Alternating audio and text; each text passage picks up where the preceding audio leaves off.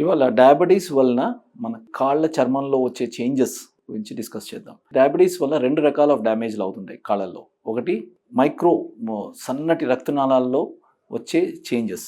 దానివల్ల అవి డ్యామేజ్ అవ్వడం వల్ల వచ్చే చేంజెస్. ఇంకోటి కాళ్ళలో వెళ్ళే నరాలు ఎఫెక్ట్ అవ్వడం వల్ల వచ్చే చేంజెస్. ఈ రెండు ఎఫెక్ట్ అవ్వడం వల్ల డయాబెటీస్ వల్ల వచ్చే చేంజెస్ మనకు కనపడుతుంటాయి. ఫర్ ఎగ్జాంపుల్ ఈ ఏంజియోపతి అంటారు. ఈ రక్తనాళాల్లో ఏదైతే చేంజెస్ వస్తాయో డయాబెటీస్ వల్ల అవి బ్లాక్ అయిపోతుంటాయి. ఈ బ్లాక్ అయిపోయి ఈ చర్మం అంతా సన్నగా అయిపోతుంటుంది. రక్త ప్రసరణ తగ్గిపోవటం వల్ల చర్మం పల్చగా అయిపోతుంది. చర్మం ఫ్రెజైల్ అయిపోతుంది. సో ఈ ఫ్రెజైల్ అయిపోయిన చర్మం ఈజీగా డ్యామేజ్ అవ్వచ్చు. ఇది ఏంజియోపతి చేంజెస్ అంటారు. అలాగే ఈ నరాలు పనిచేయకపోవటం వల్ల ఏదైతే డయాబెటీస్ వల్ల హై షుగర్ లెవెల్స్ వల్ల అక్కడ ఉండే ఫైన్ నరాలు ఏదైతే ఉంటాయో అవి డ్యామేజ్ అయిపోవటం వల్ల కాలికి సెన్సేషన్ తగ్గిపోతుంది.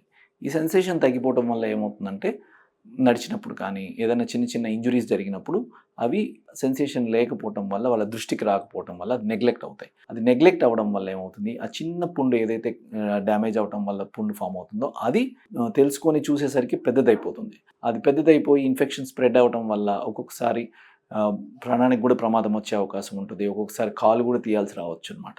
సో ఇట్లా నెగ్లెక్ట్ చేయడం వల్ల ఇన్ఫెక్షన్ ప్రోగ్రెస్ అయిపోయి ఇట్లా కాంప్లికేషన్స్ వచ్చే అవకాశాలు ఉంటాయి.